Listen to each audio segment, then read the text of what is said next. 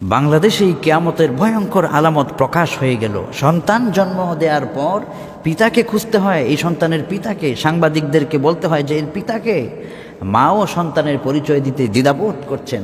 সহিহ বুখারী 2য় খণ্ড 5268 নম্বর হাদিসে এই ব্যাপারে ভয়ঙ্কর বর্ণনা আছে যে আজ আমরা কোথায় চলছি। এখনও সময় আছে, আমাদেরকে ফিরে আসতে হবে, তা না হলে জীবন শেষ হয়ে যাবে। সহিহ বুখারী জিলদে সানি 2য় খণ্ড, হযরতে আবু মালিক আল আশআরী রাদিয়াল্লাহু আনহু তিনি বর্ণনা করেন, বিশ্বনবী সাল্লাল্লাহু আলাইহি ওয়াসাল্লাম तमाम দুনিয়ার জগৎবাসীকে লক্ষ্য করে বলছেন, ও দুনিয়ার উম্মতেরা, কিয়ামতের আগে এমন একটা সময় আসবে যখন নারীরা নগ্নতা করার জন্য তারা প্রতিযোগিতায় নেমে যাবে। যারা সেলিব্রিটি হবে, চিত্রনায়ক হবে, নায়িকা হবে, তারা দেখা যাবে শুধু প্রতিযোগিতায় নেমে যাবে তাদের নিজের দেহটাকে কিভাবে মানুষের সামনে প্রদর্শন করা যায়। যুবকেরাও তাদের পিছনে লেলিয়ে পড়বে। কখনো কখনো এমনও ঘটনা ঘটে যাবে যে তার সাথে তার শারীরিক সম্পর্ক হয়ে যাবে, সন্তান হয়ে যাবে, পিতার পরিচয় দিতেও তারা লজ্জাবোধ করবে। এটা একমাত্র কারণ হতেছে ইসলাম আমরা না মানার কারণে। দেখেন আমার ভাইয়েরা, সহিহ বুখারীর বর্ণনায় আবু মালিক আল আশআরী রাদিয়াল্লাহু আনহু তিনি বলেন, কিয়ামতের আগে তোমরা দেখবে কিছু মানুষ আবিষ্কার হবে, তারা সেলিব্রিটি হবে, নায়ক হবে, নায়িকা সেজে তোমাদের সামনে উপস্থাপিত হবে। বিশ্বনবী বললেন, তারা নারী পুরুষ একসাথে মিলেমিশে অবাধ মেলামেশা করবে। এটাকে মানুষ পাপের কাজ মনে করবে না, যুবকরাও দেখবে। সাহাবাই কেরাম কয়, ইয়া রাসূলুল্লাহ, এই কাজগুলো কি কোনো কাফের মুশরিকরা করবে নাকি? বিশ্বনবী বললেন, শুধু কাফের মুশরিকরা নয়, আমার উম্মতের ভিতরেও এরকম লোক থাকবে। আজকে দেখেন মুসলমান দাবি করে কিন্তু এই ধরনের গুনাহের কাজ হেসে হেসে করছে। আল্লাহ পাক বলছেন, বান্দারে, গুনাহ করেছো, অন্যায় করেছো, হেসে হেসে নাফরমানি করেছো, মৃত্যু তোমাকে কখন গ্রাস করে তোমার তো জানা নাই। ফিরে এসো তুমি আমার পথে। মনে রাখো, যখন যেখানে তুমি ছোট্ট ভালো কাজ করো এটাও আমি আল্লাহ রেকর্ড করি, আর খারাপ কাজ করলে সেটাও আমি আল্লাহ রেকর্ড করি। কোরআনে আল্লাহ পাক বলেন, فَمَن يَعْمَلْ مِثْقَالَ ذَرَّةٍ خَيْرًا يَرَهُ وَمَن يَعْمَلْ مِثْقَالَ ذَرَّةٍ شَرًّا يَرَهُ। বিন্দু পরিমাণ ভালো কাজ যদি করে থাকো তোমাকে এটাও দেখানো হবে, আবার বিন্দু পরিমাণ মন্দ কাজ করে থাকলেও এটাও তোমাকে দেখানো হবে।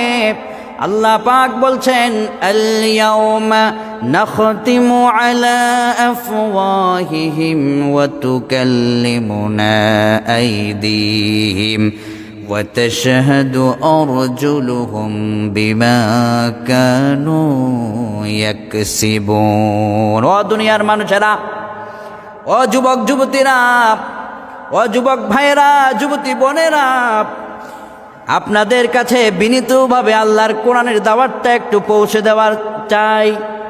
আল্লাহ পাক বলছেন, এমন একটা সময় তোমাদের চলে আসবে, ও দুনিয়ার মানুষেরা, এই পাপের কাজ করার পরে যখন তোমরা দাঁড়িয়ে যাবে মহান রবের দরবারে, আহা আহা, আল্লাহ পাক বলছেন, সেদিন তাশহাদু আরজুলুহুম নাখতিমু আলা আফওয়াহিহিম তুকাল্লিমুনা আইদিহিম। এই দুই হাত আপনার বিরুদ্ধে সাক্ষী দেবে। আরে এই দুই হাত আপনার ব্যাপারে কথা বলবে যে আপনি কি করেছেন না করেছেন, কত নাফরমানি করেছেন। এই হাত দিয়া পরনারীর গায়ে স্পর্শ করেছেন, এই হাত সেদিন আল্লাহর সামনে কথা বলবে। এই মুখ দিয়ে আপনি যেভাবে কথা বলেন, আপনার হাত আল্লাহর সামনে কথা বলবে। বাঁচবেন কিভাবে? এরপরে আল্লাহ পাক বলছেন, শুধু হাত নয়, আল্লাহ পাক বললেন, ওয়া তাশহাদু আরজুলুহুম বিমা কানু ইয়াকসিবুন। হারে মানুষের পা পর্যন্ত আল্লাহর কাছে তোমার বিরুদ্ধে সাক্ষী দিবে। কেন তুমি বোঝো না? কেন তুমি দুনিয়ার পিছনে পড়ে মহান রবকে ভুলে গেলে? এই কিয়ামতের নিকটবর্তী সময়ে তোমার ফিরে আসা দরকার, যাতে ঈমান নিয়ে তুমি দুনিয়া থেকে বিদায় নিতে পারো। এই দুনিয়ায় কোটি টাকার মালিক হয়েছ, বড় সেলিব্রিটি হয়েছ, বড় নায়ক হয়েছ, বড় নায়িকা হয়েছেন, এই দুনিয়ার পরিচয় তো এটাই আপনার নয়। মৃত্যুবরণ করলে আপনার আসল পরিচয় কিন্তু আপনি আল্লাহর পাকের গোলাম। এমনও নায়ক, এমনও নায়িকা, তাদেরকে আমি সম্মান জানাই, তারা চিন্তা করেছে একদিন মরতে হবে, এটা চিন্তা করে এই খারাপ কাজ থেকে তারা ফিরে এসেছে। এখন তারা বোরখা পরিধান করে কাবা মুআজ্জমায় গিয়েছে, তওবা করে তারা সঠিক পথে ফিরে এসেছে। আমি আমার মন থেকে তাদেরকে ধন্যবাদ জানাই। ফিরে আপনাদেরকেও আসতে হবে। আল্লাহ পাকের রাস্তা ছাড়া মুক্তির গ্যারান্টি পৃথিবীর কোথাও নাই। দুনিয়ায় হয়তো কোটি টাকা পেতে পারেন, কোটি টাকার বাড়ি পেতে পারেন, সুন্দরীর নারী পেতে পারেন, কিন্তু মৃত্যুর পর কি অবস্থা হবে সেটাও একটু চিন্তা করা দরকার। আল্লাহ পাক কোরআনে পাকে বলছেন, ওয়ামা কানা লিমুমিনিন ওয়ালা মুমিনাতিন ইযা কাদাল্লাহু ওয়া রাসূলুহু আমরা আন ইয়াকুনা লাহুমুল খিয়ারাতু মিন আমরিহিম ومن يعص الله ورسوله فقد ضل ضلالا مبينا। ও মোমেন, শুনে রাখো কান খাড়া করে। ও যুবক ভাইয়েরা, ও যুবতী বোনেরা, আল্লাহ বলছেন ইমানদার নারী হোক পুরুষ হোক, তাদের কাছে যখন কোরআনের সঠিক কথা পৌঁছে যায়, তাদের কারো অথরিটি নাই, ক্ষমতা নাই, পাওয়ার নাই যে কোরআনের কথা শোনার পরও কোরআন থেকে তারা বাহিরে চলে যাবে। কোনো ক্ষমতা নাই, পাওয়ার নাই। যখন শুনেছ যে কোরআন এটা বলছে, চক্ষু বন্ধ করে কোরআনের প্রতি সম্মান রেখে কোরআনের কাছে ফিরে আসতে হবে। আল্লাহ পাক বলেন যদি এটা কেউ না করে তাহলে কি অবস্থা হবে? ومن يعص الله ورسوله ويتعد حدوده يدخله نارا خالدا فيها وله عذاب مهين। যদি কোনো একজন মানুষ শুনেছে, সে যেই হোক, সে সেলিব্রিটি হতে পারে, নায়ক হতে পারে, আমার বোন নায়িকা হতে পারে, কিংবা পর্নোগ্রাফি পর্ন স্টার হতে পারে, যতই গুনাহের জগতে পাপের জগতে সে থাকুক না কেন, তওবা করার রাস্তা আল্লাহ পাক রেখে দিয়েছেন।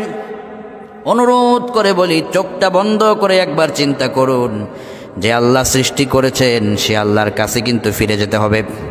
আপনার এই প্ল্যাটফর্মে দেখেন, আপনার এই সিনেমা জগতে কত মানুষ অভিনয় করেছে, আজ তারা মৃত্যুর শয্যায়, আবার অনেকে দুনিয়া থেকে বিদায় হয়ে গিয়েছেন, রেখে গিয়েছেন শুধু তাদের সেই দুনিয়ার রেখে যাওয়া সে তাদের কার্যকলাপগুলো।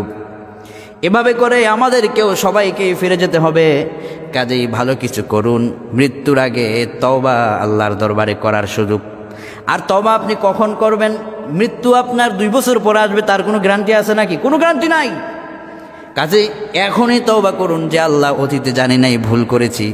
আল্লাহ পাক বলছেন যে আল্লাহ পাকের কথা শোনার পরে যে বান্দা ফিরবে না, তার জন্য জাহান্নাম, তার জন্য কঠিন জাহান্নাম।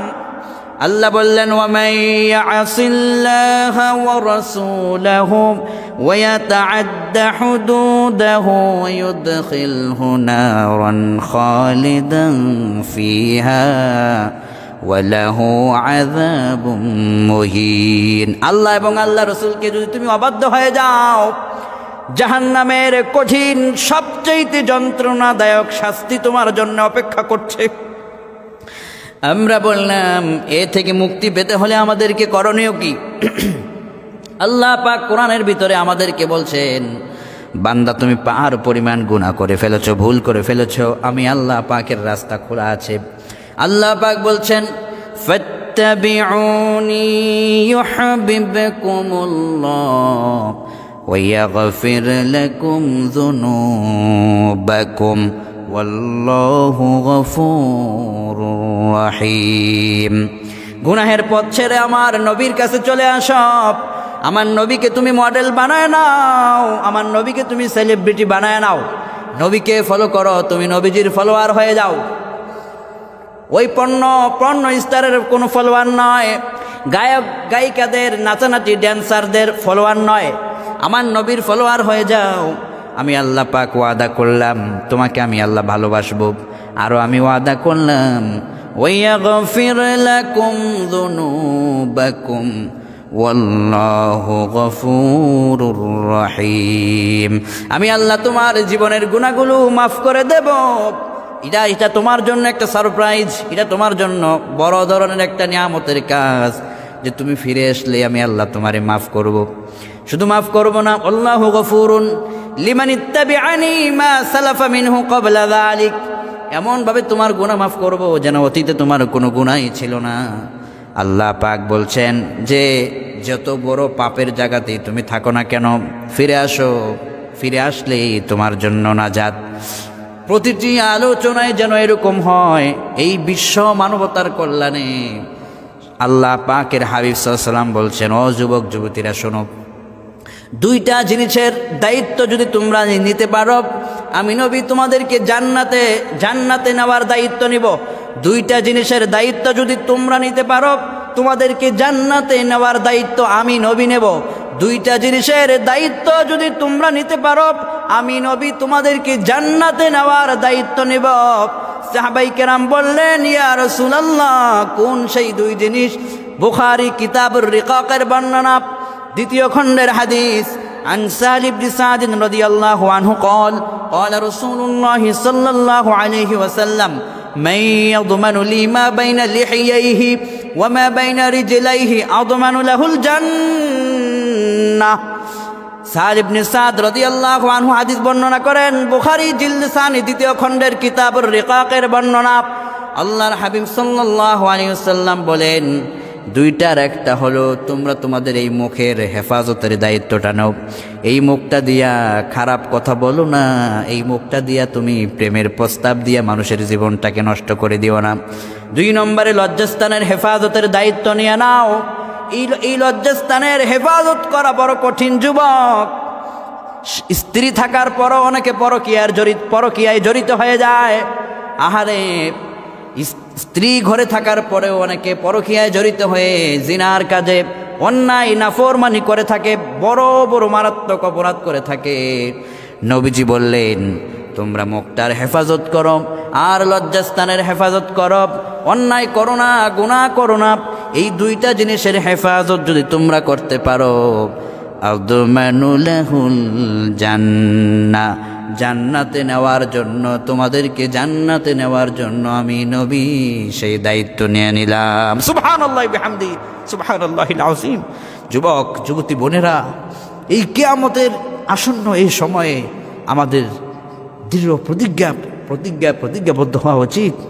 আসুন, অতীতে যত গুনাহ দেখেছি, গুনাহ করেছি, আজ দেখব না, গুনাহ করব না। আল্লাহর কাছে আমাদেরকে ফিরে আসতে হবে, আমাদেরকে পরকালের প্রস্তুতি নিতে হবে। আল্লাহ আমাদের সবাইকে যেন এই সমস্ত দুনিয়াবি সকল ফিতনা থেকে যেন হেফাজত করেন, গুনাহের কাজ থেকে যেন সবাইকে রক্ষা করে, জান্নাতের পথে যেন সবাইকেই শামিল করে নেয়। আল্লাহ পাক আমাদের প্রতি রহম করুন, দয়া করুন।